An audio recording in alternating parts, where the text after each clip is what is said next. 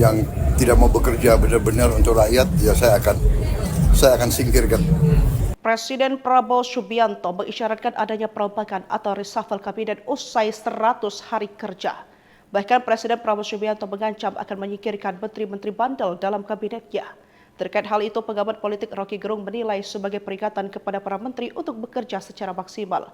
Dalam kanal YouTube Rocky Gerung Official Kamis 6 Februari 2025, ia juga turut menyinggung menteri yang sebelumnya berada di pemerintahan Presiden ke-7 Republik Indonesia yakni Joko Widodo.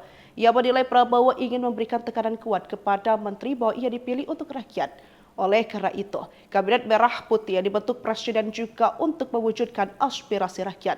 Rocky pun menilai para menteri harus bisa menyelesaikan persoalan rakyat. Lebih lanjut, Rocky mendesak Presiden Prabowo Subianto untuk segera melakukan reshuffle kabinet, terutama mengganti menteri-menteri yang dianggap sebagai titipan dari pemerintah Jokowi. Menurutnya, langkah ini penting untuk memastikan pemerintahan Prabowo berjalan sesuai dengan visi dan kepentingan rakyat. Ia menekankan bahwa Presiden Prabowo memang harus menunjukkan sikap menghormati kebijakan pimpinan sebelumnya. Namun, sebagai kepala pemerintah, Prabowo juga memiliki tanggung jawab untuk mendengar aspirasi rakyat. Jika tak ada reshuffle, kata Rocky, kepercayaan publik terhadap pemimpin Prabowo bisa tergerus. Bapak tadi Bapak sebut akan dibersihkan setelah 100 hari kerja. Maksudnya ada reshuffle atau gimana sih Pak? Kan bahasa Indonesia kan jelas kan? Diartikan sendiri aja ya Pak?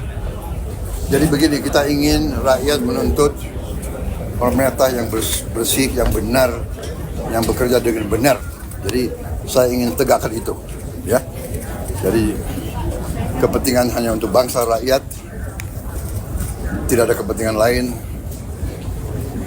Yang tidak mau bekerja benar-benar untuk rakyat, ya saya akan singkirkan. Ya, mau lebih jelas lagi? Boleh Pak. Ya. Oke, terima kasih. Ya, selamat NU 102 tahun. NU kekuatan besar bagi bangsa Indonesia. Terima kasih. Terima kasih Bapak.